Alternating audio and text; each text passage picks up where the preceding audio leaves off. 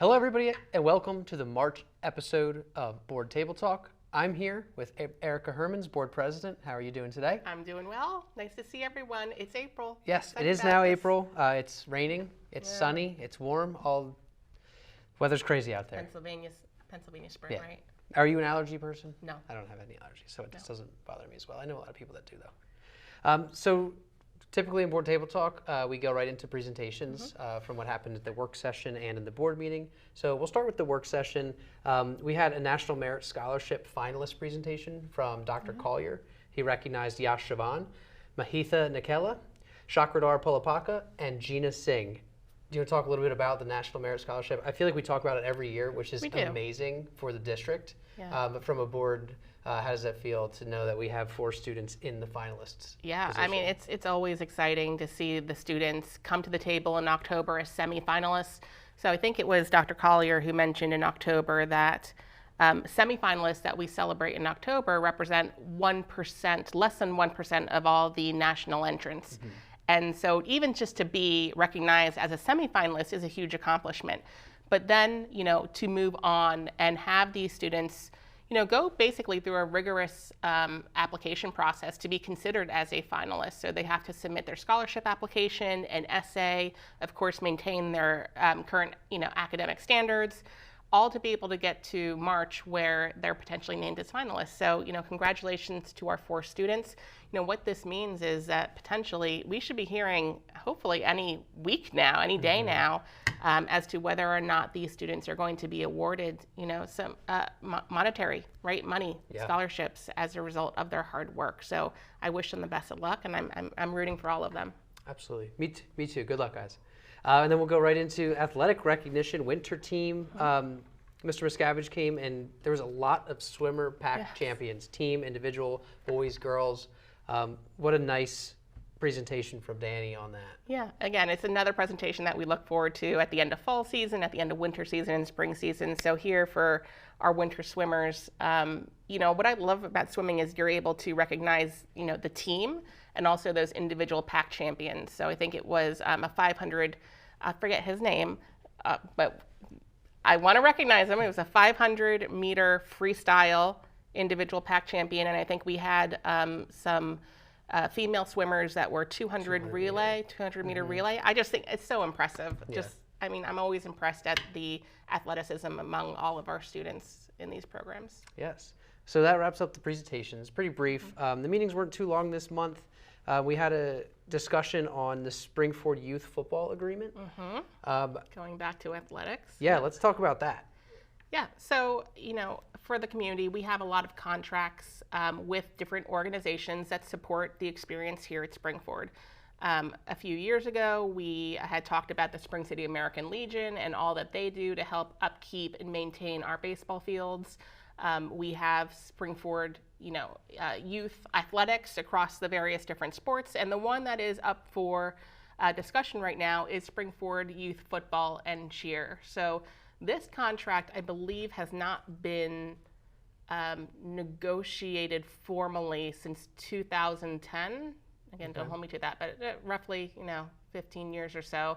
I think there were possibly some amendments that had happened in that 2013, 2014 timeframe, but overall, we have not sat down at the table with Spring-Ford Youth Football and Cheer, for quite a while. So, I think it's always incumbent upon the district to, make sure that our contracts work for both the organization and our students, because we know how important these organizations are to enhancing the overall experience at Spring-Ford. Spring-Ford Youth Football and Cheer is just a huge organization, parent-run organization. I saw even right now what they're doing is expanding into flag football, knowing that it's being recognized by PAAA. And so there's so much good work being done. This contract negotiation in particular is specifically targeted to the fields behind the 5th, 6th, and 7th grade building. So just, again, making sure that the contract reads in a way that it is conducive for both parties. So we had talked at the meeting that Mr. Fink, our CFO, is going to be heading up the negotiation team, which is going to be consisted of 3 board members, Dr. Wright, Heidi Goldsmith, and Dave Lackey. And so, we're going to start that process. Haven't formally engaged yet, but yeah, That's we're good gonna though. start. Good to start a discussion.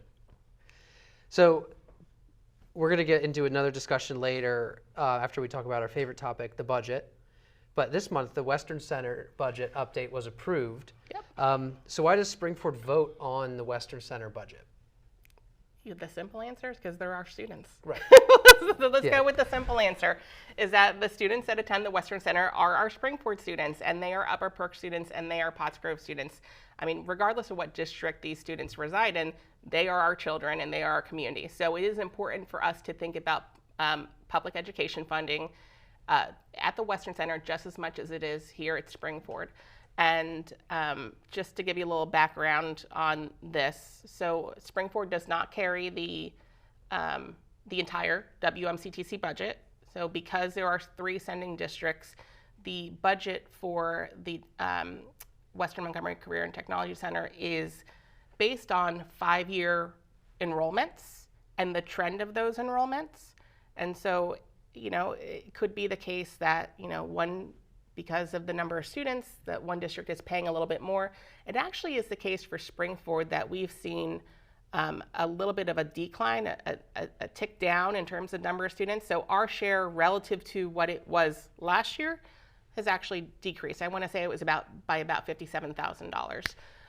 So overall, it's just about making sure that our kids have the resources they need to excel in whatever their next phase of life is. We know that there are many paths after graduation. It's not always college, university. In some cases it is. In some cases it may be going right into a trade and going right into the workforce or going right into the military. And so we have to make sure that we're supporting all paths. Right. And we're mostly talking about it now because it was approved, but our last table talk, we talked about how Mr. Livingood came up with the presentation. Yeah. That is all on RCTV as well, on our YouTube channel if they want to watch the presentation. That goes into Upper Perk, Yep. Potts Grove, everybody's differences in the budget and where we stand versus all of them. Yeah, and I mean, technically, so we did approve our share of that budget, but technically the WMCTC budget is not approved until all of the 3 sending schools approve their final budget in May. So, we know that we have to do that by June 30th. Yes, got some time, but very little. So speaking of budgets, how about our budget? Where are we at in the Springford budget? Today's April 1st. We're filming this April 1st. Oh my goodness. Where are we at with Springford's budget? So we had quite the finance meeting in March. We got updates on where we are. So for the community, we have to keep an eye on this Act 1 index. The Act 1 index is set at 4% this year, and the 4% is a number that's dictated by the state that says that you cannot go above 4% from a tax impact perspective without doing one of 2 things: applying for exceptions from the state, which are marginal exceptions to exceed that, and or going to voter referendum, which would have already would have already happened. So with that said, the 4% index is something that we have to keep an eye on, and our goal is to get below index, because index is set for a reason, and I know that a lot of the community is aware of rising costs from a everyday standpoint: food, fuel, groceries, but it hits school districts too. So we have rising healthcare costs, we have rising costs of everyday supplies, of curriculum materials, and so forth.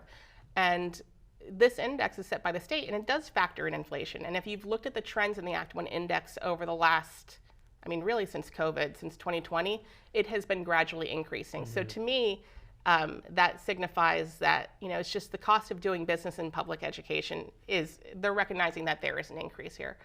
And so I say this to share that we had a pretty detailed conversation in finance around what are some of the unknowns now as it relates to the budget. There are always some typical unknowns, like, for example, how much are we going to get from the state, when they approve their budget in June.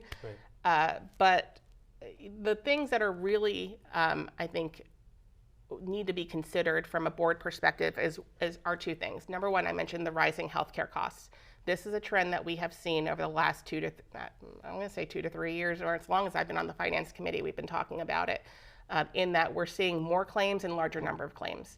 and it is impacting our budget. And so we've had some talks with Mr. Fink in our public meetings at Finance around what are some things that we can do to help mitigate that. I know that personnel and our HR department has looked at our plans and are evaluating our plans from a deductible, a co-payment, a co-share standpoint. And there's a lot of different things that they are thinking about. I'll just float one out there. I know Mr. Fink mentioned in our finance meeting that, we've even entertained the idea of bringing on a healthcare suite on site to potentially mitigate some of these costs. So I say that we are aware of it, and we're starting to think about how can we really plan for the future if this trend is going to continue. So healthcare costs is one, and then the other big one, which really has kind of snuck up on us, is the commercial real estate market. So again, kind of since 2020, we've seen, and I'm sure the public has seen their personal real estate rate increasing from a market value perspective. Mm-hmm. But from a commercial property perspective, it's actually been moving in the opposite direction. Because we have office complexes, we have companies where employees have not gone back to the office, have not returned to work, we've actually seen an increase in companies wanting to get a reassessment of their property. And ultimately what that means is that's less revenue for us. And so we have been having some pretty tough conversations about these commercial real estate reassessments and how it's impacting our revenue. And frankly, if it wasn't for those two things right now, I would tell you as of March, we would be below index, but we're a little bit above index. But I know that we have some levers to pull between now and when we do this final vote in May. So I feel very confident about us getting to where we need to be. So that kind of wraps up our budget conversation. Mrs. Goldsmith, who shares on the PSBA, mentioned that the Day of Advocacy, which is Tuesday, April 8th. What is that, and what can people do to get involved? That really ties right into the budget conversation, because a lot of, and you've heard Mr. Jackson talk about this at the table, sometimes by the time issues get to us, it's too late, right? We have a duty to educate our children. So, and there is a per capita cost of doing so. A lot of the unknowns and a lot of the costs that have been impacting school districts broadly really are not problems that we as a school district can directly solve, but we as school directors can advocate with our state legislators to be able to move the dial and, hopefully get some momentum in changing policy and changing decision making. So the Advocacy Day is a day where school directors across the state of Pennsylvania can meet with their local state legislators. So I've attended previously. I've met with Melissa Schusterman, Joe Cerisi, Katie Muth, Joe Webster, and this is an opportunity for us to come to the table and share what are the issues that are impacting school districts. And a lot of the issues that we continually talk about are cyber charter costs. We talk about the share of funding that comes from the state relative to local sources, right? In Springboard, roughly 78 to 80% of our revenue comes from local sources. So how can we be mindful of that, and of course we want to make sure that we are doing what we need to sustain high quality public education, but also we have to be mindful of what are the ways that we can minimize some of these costs that really are impacting our ability to maintain taxes at a reasonable level for our community. So I think about cyber charter costs. I think about and the state has done better with this recently, but there's still more work to be done in terms of funding special education, funding general education. And it's just our opportunity to get in front of them and have our voices be heard. Awesome. That's great. We'll have fun. Yeah, thank you. Have fun. So we're going to get into the school safety discussion, but before we get into that, how does a discussion topic come about onto a board agenda, since we don't always have them, and sometimes there's more, sometimes there's less? Before we get into this big one that kind of took up a bulk of these two past meetings, how do they come about, presented to the board agenda? Yeah, I would say the general sense is that the board agenda is created by the superintendent, of course, in collaboration with the administration team, but it's dictated by the superintendent with input from the board president. And so Mr. Rizzo and I meet every 2 weeks to go over the agendas for our work session as well as our voting meeting, and to ensure that, it's reflective of like what we need to move work in the district forward. And also, if there are any special considerations that should be discussed, that's something that he and I will talk about and decide whether or not we want to put it on as a presentation or a discussion item or an informational item. So yeah, that's generally the way. I mean, the other way is, of course, if it's the will of the board to have a presentation or to have a discussion on a certain topic, this is what I always say, it takes 5 people to get anything done in this district. So as long as we have 5 board members that are of the desire to hear something, it's incumbent upon the president and the superintendent to honor that will. All right, well, thank you for that. Yeah. So then, school safety discussion. Like I said earlier, this took up a lot of time of the primary of the meetings. We talked about it a lot. Do you want to go into a little bit about what that discussion was about? Well, the discussion started specifically talking about the incident at Royersford Elementary, where 2 underage individuals had entered the building and vandalized some of the spaces, classrooms, hallways, cafeteria. And so I won't necessarily go into all the details on that because I think the district did a good job in terms of pushing out communication specifically to the Royersford families and then through Mr. Rizzo's weekly update. But as a result of that, naturally, there were some clients. I'm still on my work day right now, so let me pull back. There were some parents. Man, it's hard when you're multitasking. There were some parents that were concerned about the situation and really made the decision not to have their kids come to school the next day, which I completely support. Like, as a mom myself, as a parent of 2 kids in the district, you have to do what gives you peace of mind. So, that is absolutely within people's right to do that. But what I continued to hear throughout the week, both through email, but also, what I saw on social media is that there was this frankly, misinformation that was being circulated out there around the state of safety at Spring-Ford at large. Comments around the doors still being broken, the doors being faulty, being able to get 95% of the way through. And, while the community, like these being on just like general community sites, while a lot of the community didn't get some of the initial communications that went specifically to our Royersford families, I think it is important for the district to clear the air because now you have people that don't have kids in the district who are really concerned about what we're doing here at Spring-Ford.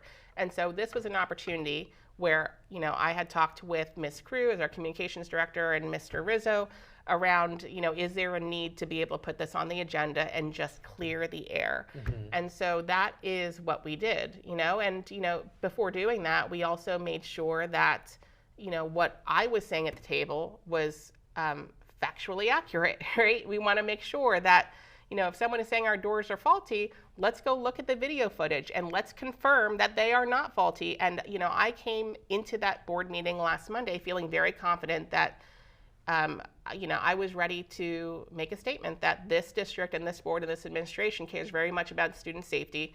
And, the fact that I had to defend it, listen, it's part of the job as a board president, but it is a little bit disheartening because I do know that everyone who sits at the table cares very deeply for the well-being of our students. Right.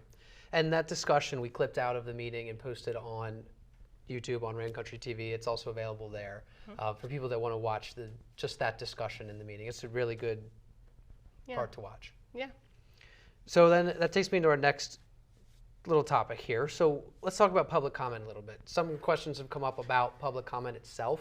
Do you want to give me a little backstory on public comment? Yeah. Some of the policy behind it? Well, I think this conversation has come up as a result of, this recent incident at Royersford Elementary, where there were some folks that came to the podium to make public comment and wanted us to provide information that, frankly, they're not privy to. So what I mean by that is it's not a lack of desire from the district or the board to share information, but there are some things that need to be said. So, for example, if there is an ongoing police investigation, as there was, throughout the day when this incident had been revealed, there's very little that we can say, from as not to compromise anything in that situation.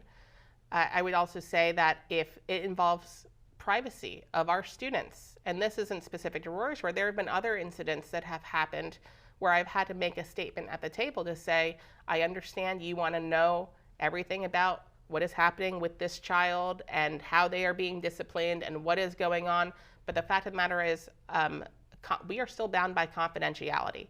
And so as a district, we have to hold ourselves to FERPA, the Family Educational Rights and Privacy Act, where we do not disclose information to unauthorized individuals, people who are not entitled to that information.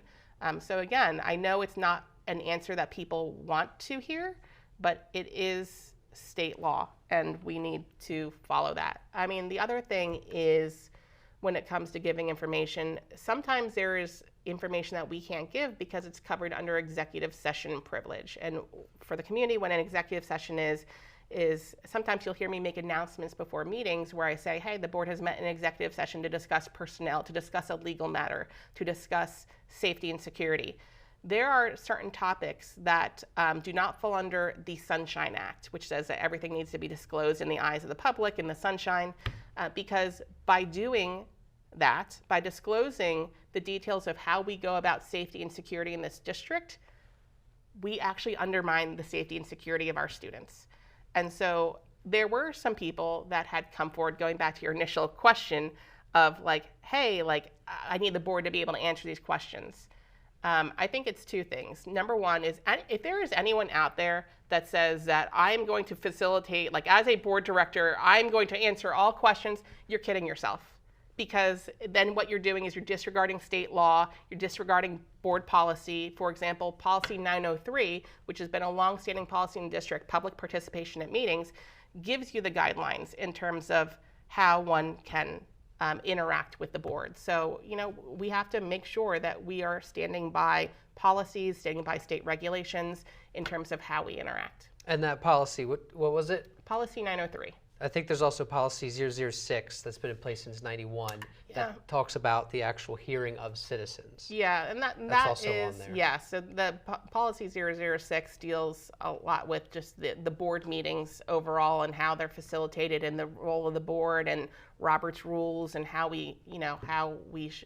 I should be presiding over the meeting as board president. So yes, there are a lot of policies, but if anyone's interested in policy 903, that's public participation at meetings. It will talk to you about the 3 minutes. It'll talk about it not being a Q&A. There's a lot of detail out there. So then that takes me to my final question. How should members of the community communicate with the school district then? Yeah. With school board, school district? So there is what I would say, and listen, I understand that this is not always intuitive, and sometimes people's reaction is just to go to the board. And I welcome people to go to the board. If you want to email me, you want to email board comment, absolutely feel free. What you might get in response is an acknowledgement. And by the way, as board president, I do respond to every single email that comes in into my inbox. And so sometimes I speak for myself as one director because the issue that is being brought to the table is actually something that falls under the scope of board governance. But other times I do defer and I say, thank you for your email. Hey, this situation is actually a situation that would be in the purview of our administration.